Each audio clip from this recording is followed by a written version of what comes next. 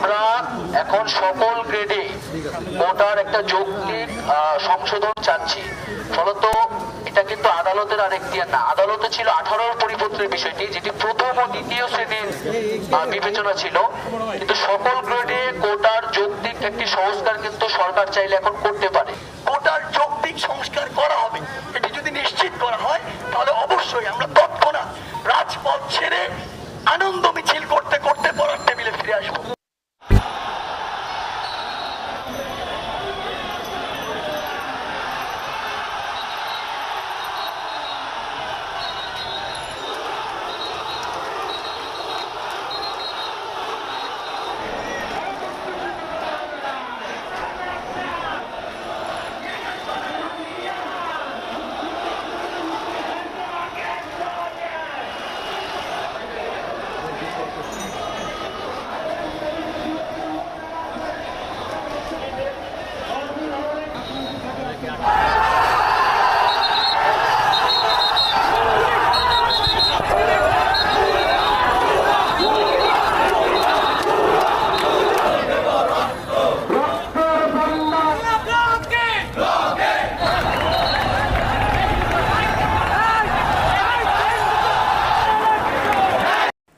কোটা সংস্কার আন্দোলনে বাংলা ব্লকেটের চতুর্থ দিন আজ দুপুর ৩টা থেকে সারা দেশে আবার সড়ক, মহাসড়ক এবং রেল অবরোধ চলবে বলে ঘোষণা দেওয়া হয়েছে।